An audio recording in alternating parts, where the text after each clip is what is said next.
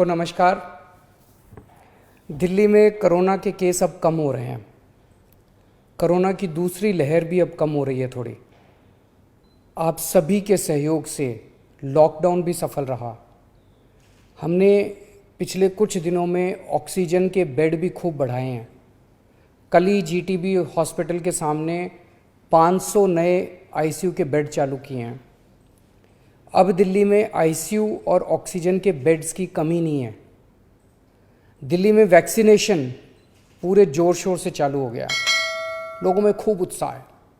मैंने खुद देखा है दिल्ली सरकार के स्कूलों में जहां वैक्सीनेशन हो रहा है। मैं कई स्कूलों में गया, लोगों से बात की। लोग बहुत खुश हैं और अच्छे से अपना वैक्सीनेशन करवा रहे हैं। मैं अपने स्कूल स्टाफ और फ्रंटलाइन वर्कर्स का धन्यवाद करना चाहता हूं जो वैक्सीनेशन में लगे हुए हैं। अभी हम 1.25 लाख डोज रोज वैक्सीनेशन कर रहे हैं। इसको जल्दी हम रोज 3 लाख से अधिक लोगों को वैक्सीन लगाना शुरू कर देंगे। हमारा लक्ष्य है कि आने वाले 3 महीने में सभी दिल्ली वालों को वैक्सीनेशन लगा दिया जाए।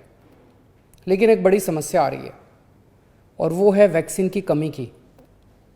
दिल्ली में हमारे पास अब केवल कुछ दिन के वैक्सीन बचा है और ये समस्या देशव्यापी है। पूरे देश में इस वक्त वैक्सीन की भारी कमी हो रही है। कुछ राज्य तो ऐसे हैं जहां वैक्सीन न होने के कारण अभी तक वैक्सीनेशन शायद शुरू भी नहीं हो पाया।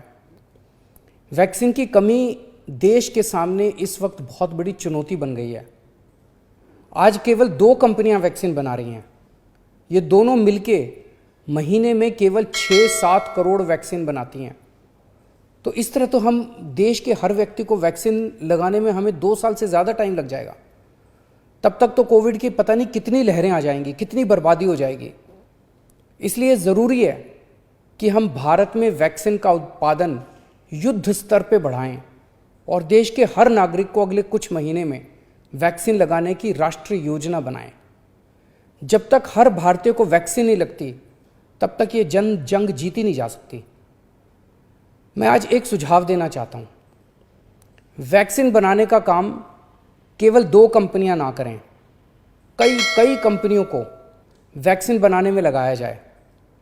केंद्र सरकार इन दोनों कंपनियों से वैक्सीन बनाने का फार्मूला ले ले और उन सभी कंपनियों को दे दे जो सुरक्षित तरीके से वैक्सीन बना सकती हैं। ऐसे कठिन समय में केंद्र सरकार के पास पावर है कि वो ये कर सकती है।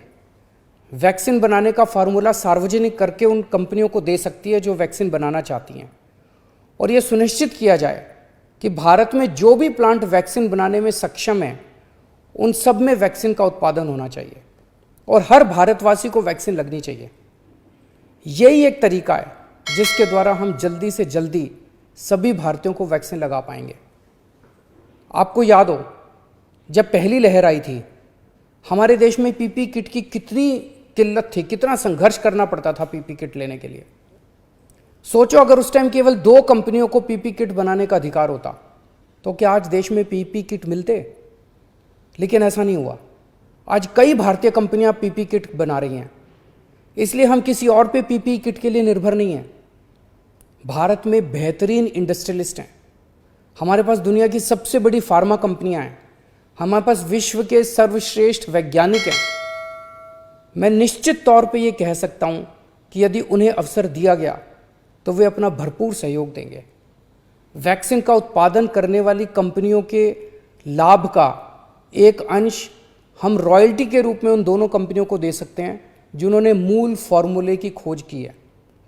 मुझे पूरा विश्वास है कि इस तरह हम अगली कोरोना की लहर के पहले भारत के हर नागरिक को सुरक्षा कवच प्रदान कर पाएंगे।